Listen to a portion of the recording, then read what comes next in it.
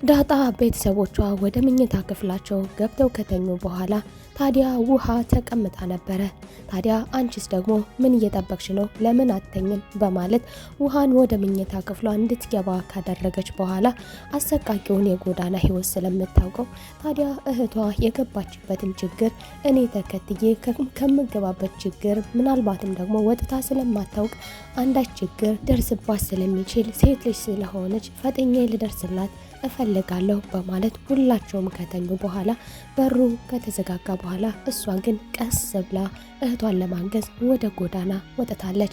አቶ ደረጀም ወይዘሮ ማርቲን አርፈሽ ተኚ፣ እንግዲህ እቺ ልጅ መቀጣት ይኖርባታል ብለን ተመካክረናል፣ ስለዚህ ቀስቀስ እንዳትይ በማለት ወይዘሮ ማርቲ የእናት አንጀት ሆኖባት ደረጀ ግን እኮ በሌሊት በምሽት ማስወጣት አልነበረብንም፣ እንቅጣት ብያለሁ፣ መቀጣት ይኖርባታል፣ ነገር ግን ደግሞ በውድቅት ሌሊት ባይሆን ምናልባትም ደግሞ በቀን ብናባረራት የተሻለ ነበረ እያለች ወይዘሮ ማርቲ ምን ላድርግ፣ ወዴት ልሄድ፣ ምን ባደርግ ይሻለኛል፣ ግን ደግሞ መቀጣት ይኖርባታል፣ ያደረገችው ነገር ቀላል አይደለም፣ እህቷን እኮ አሳጥታኝ ነበር፣ ልጄን አሳጥታኝ ነበር በሚለው ቅጣቱ ተመጣጣኝ ነው፣ ነገር ግን ከቤት ወጣ ስለማታውቅ ሴት ልጅ ስለሆነች ምን ይገጥማት ይሆን የሚለው ረብሿታል።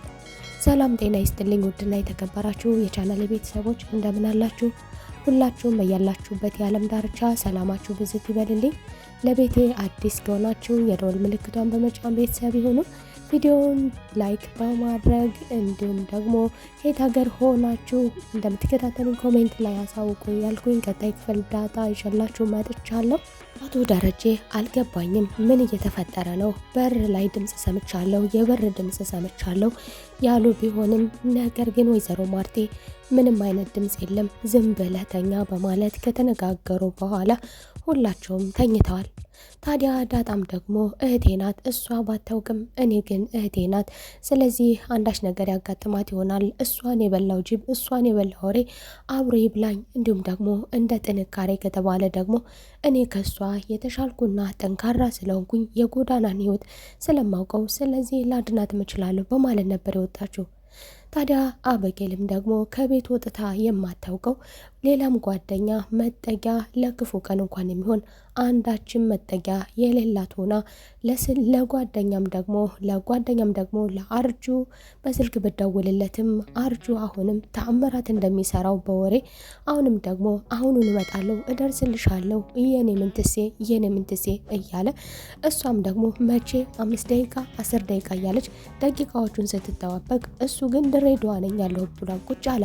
በ5 ደቂቃ ደርሳለሁ ማሬ ወለላይ እንግዲህ እያለ የሚጠራቸውን የጣዖት አይነቶች እየጠራ እንግዲህ ጌልም መሄጃ የሌላት ምን ይሻለኛል፣ ምን ባደርግ ይሻለኛል፣ ወዴት ብሄድ ይሻለኛል፣ ምን ይሻለኛል እያለች እንግዲህ ብቻዋን አንዴ ባውሬ አንዴ ደግሞ በዱርዬ በሰካራም እንግዲህ መከራዋን ስታይ ነበረ። ታዲያ አንድ ሰካራም ደግሞ እጇን ይዞ እየተላፋት እንግዲህ ማምለጥ በማትችልበት መልኩ እየተላፋት እየታገላት ዳጣም ለእህቷ ደርሳላታለች። ይህንን ሰካራም እንግዲህ ሴት ልጅ ብቻዋን ስትቀመጥ በዚህ ሰዓት ምን ገጥሞች ነው ብሎ ከመጠየቅ ይልቅ እንዴት ሴት ልጅን በዚህ መልኩ ታንገላታለህ በማለት ተስፈንጥሮ ካጠገቧ እንዲርቅ ካደረገች በኋላ እንግዲህ ከእህቷ ጋር ቁጭ ብላ አንቺን የበላው ጅብ ይብላኝ፣ አንቺን የበላው አውሬ ይብላኝ እንግዲህ በማለት አብራት ቁጭ ብላ የእህትነት ማንም የማያደርገውን ነገር አደርጋለች። አብጌልም አንቺ ማነሽ? ቆይ ለምንድን ነው የመጣሽው? ምን ፈለግሽ? ትላለች።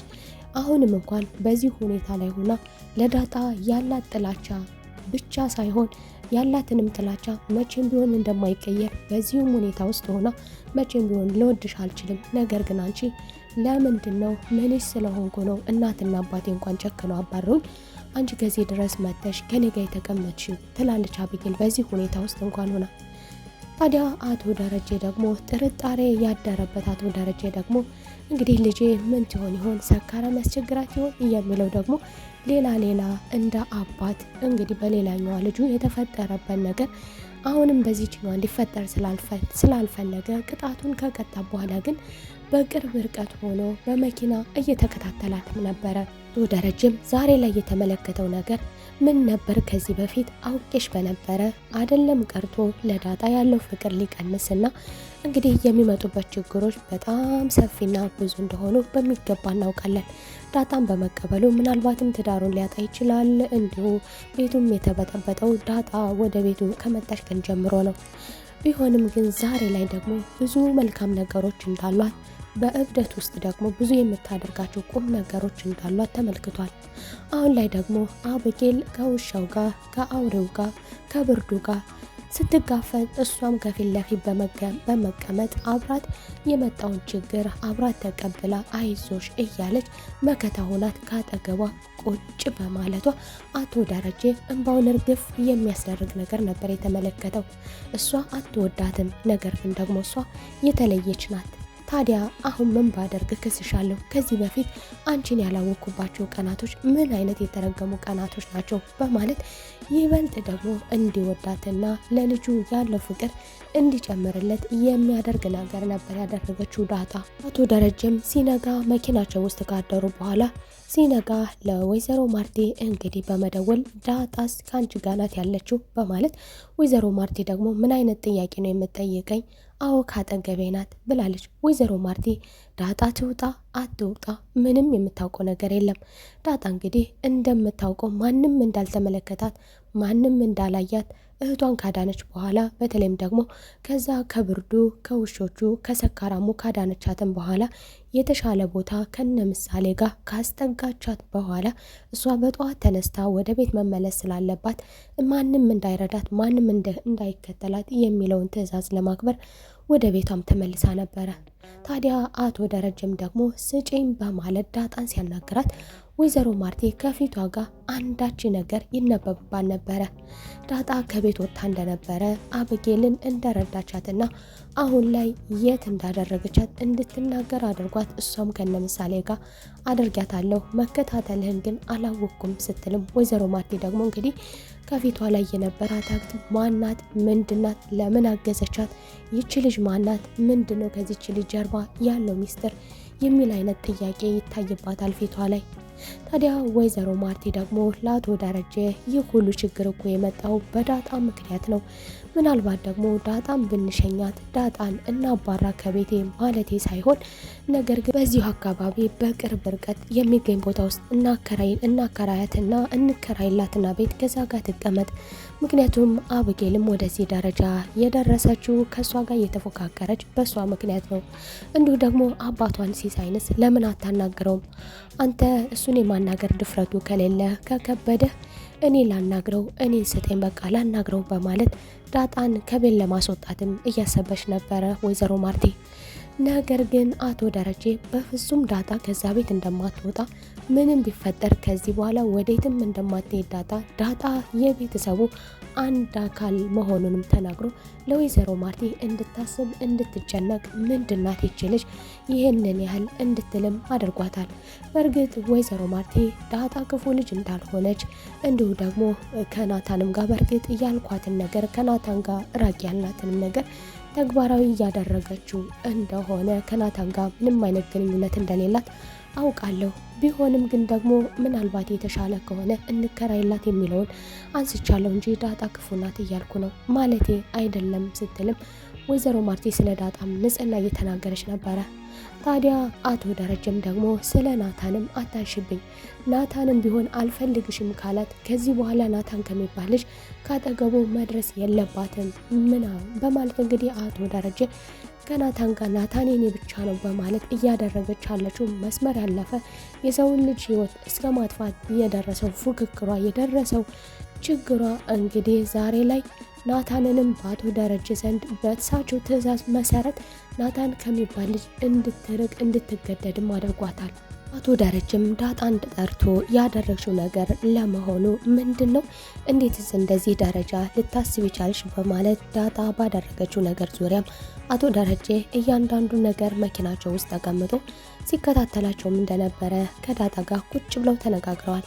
ታዲያ ዳጣም ደግሞ ይኸውልህ አባዬ ምናልባትም ደግሞ የተሻለ ሊሆን ይችላል፣ ከዚህ ክፋቷም ልትቆጠብ ትችላለች፣ እህቷ መሆኔን ብንነግራትን ምን ይመስልሃል የሚልም ሀሳብ አንስታ ነበረ።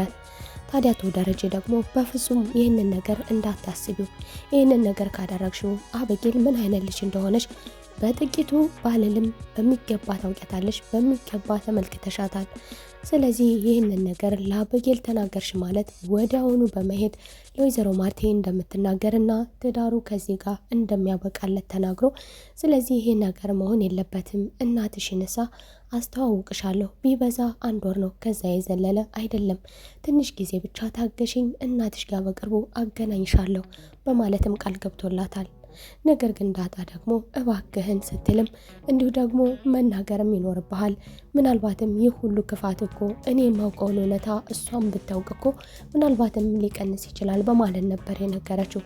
አቶ ደረጀም አይሆንም፣ ቀኑ ሲደርስ እኔ ራሴ አስተካክለዋለሁ በማለት በንግግር ጉዳዩን ፈተውታል። ዳጣም እባክህን በማለት አባቷን በመለመን እየደረሰባት ያለውን ሰቆቃ እሷ እንደኔ አይደለችም፣ ብዙ ነገር እኔ በብዙ ነገር ከሷ አሻላለሁ፣ የጎዳናን ህይወት ለምጄዋለሁ፣ ነገር ግን ይበቃል፣ በቃ ተቀጥታለች፣ እባክህን በማለት አባቷን ለምና ወደ ቤቷ እንድትመለስም አድርጋ ነበረ። ታዲያ ዳጣም ደግሞ እስኪ እንደ እህት እንድታየኝ፣ የእህት ወግ ድረሰኝ፣ እንድታቅፈኝ የሚለው ብዙ ነገር ከአበጌል የምፈልገው ነገር አለ። ታዲያ ይህን ሁሉ ነገር አድርጌልሽ እስኪ አመሰግናለሁ እንኳን አትይኝም እንዴ በማለት እንግዲህ የምጠብቀውም ነገር እንዳላት ከአበጌልም ነግራን ነበር።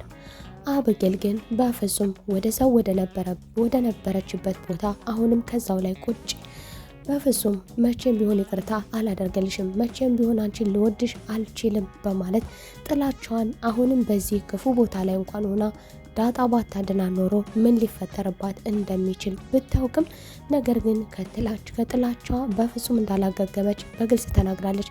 አልገባኝም፣ አንቺ ማነሽ? ምንድነሽ? ለምንስ ረዳሽኝ?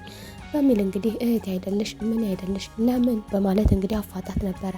ዳጣም በመጨረሻም እንግዲህ እህትሽ ነኝ በማለት የምታውቀውን እውነታ እንቦጭ አድርገዋለች።